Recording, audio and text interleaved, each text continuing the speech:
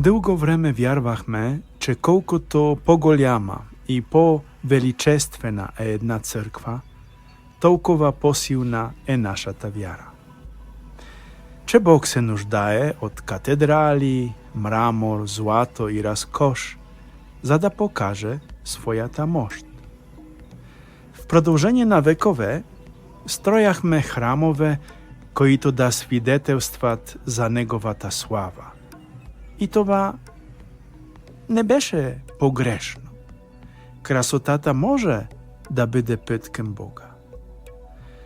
Но днес все повече осъзнаваме, че сградата е само знак, външен символ на нещо много по-дълбоко, на живия храм, който сме ние, вярващите в Христос. Стените са важни, но не са сърцето.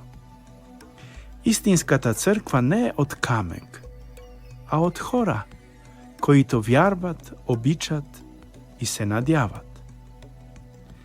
Неотдавна мислихме почти като езичници, че колкото по-голям е храмът, толкова по-могъщ е Бог.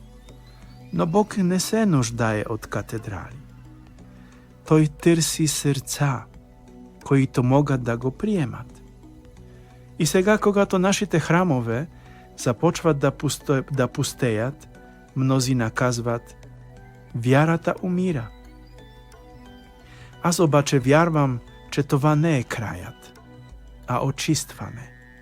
Остават тези, които наистина вярват. Тези, които не стоят в църквата по навик, а защото са срещнали Бога и не могат да живеят без Него. Това е живата църква. Не многобройна, но истинска. Не шумна, но дълбока. Не изградена от камък, а от човешките сърца, в които живее Христос.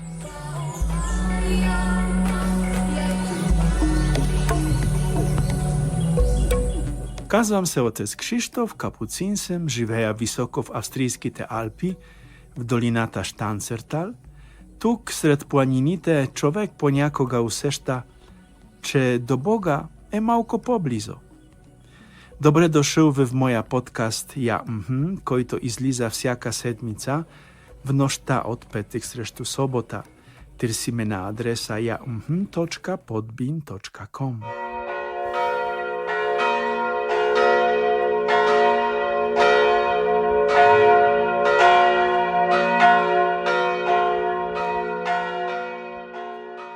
Днешният празник, освещаването на собствения ни храм, ни напомня нещо важно, че истинския храм не започва от стените, а от човека. В книгата на Сирах четем: Господ ще чуе молитвата на угнетения, молитвата на бедния прониква през облаците. Тя не престава, докато не стигне до Бога. Бог не слуша най-красноречивите, а тези, които се молят със сърце. Той не живее в златните зали, а в човека, който му се доверява. В днешното Евангелие виждаме двама души в един и същ храм – фарисея и митаря. И двамата се молят, но само единият си тръгва оправдан, този, който мълчи, който казва: Боже, бъди милостив към мен грешния. Бог не живее в гордостта, Той живее в смирението.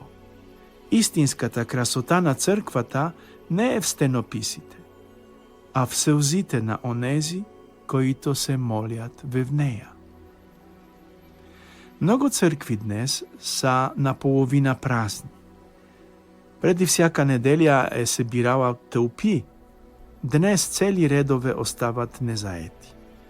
И това боли, да. Но може би това не е знак на смърт, а знак на истина. Църквата никога не е била силна с численост. Тя е била силна с вярност. Винаги са оставали онези кои-то стојат вјарата за да поучат нешто, за да дадат. Видял сум това в Индонезија и в Мадагаскар. Там христијаните се молят в дрвени параклиси или под ламанаринени покриви или направо под дрветата. Но пејат с радост, споделјат вјарата, вјарват. Тяхната вјара е жива, не заштото имат многу, а заштото се доверјават напълно. А ние тук в Европа имаме катедрали, органи, историја, но понякога ни липсва пламъкът.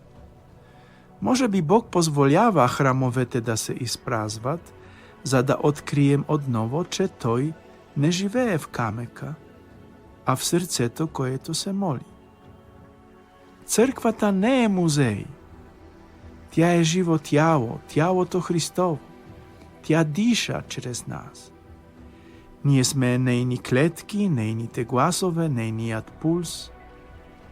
Когато вярата отслабва, това не е заштото Бог се оддалечил, а заштото ние сме спрели да дишаме.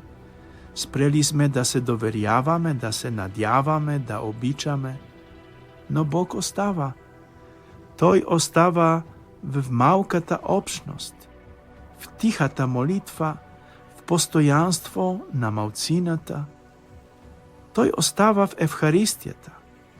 Дори когато са себрани само 2 или 3, Тој остава, заштото е верен. Понякога влизам в празна црква. Сјадам в тишината, гледам към олтарја и си мисля, Тој е тук. Без песни, без хора, без движење. Тој е тук, заштото обешта да остане. Бог не напуска своја дом, дори когато е празен. И не напуска срцето на човека, дори когато е потемняло. Тој чака трпеливо, мълчаливо. Както митарјат в Евангелието стои в ъгъла на живота ни и шепне, аз съм тук. Днес нека благодарим на Бога не само за стените, а за вярата която живее в нас. За онези, които остават, дори когато е трудно. За онези, които се молят, дори когато не получават одговор. За онези, които обичат, дори когато никой не ги вижда. Това е живата църква. Не от камък, а от сърца. Не шумна, а вярна. Ако днес си в храма, не гледай първо стените, погледни човека до теб, погледни в сърцето си. Там живее Бог, там е неговият истински олтар. Заштото најкрасивата катедрала в света е сърцето, в което Бог намира място.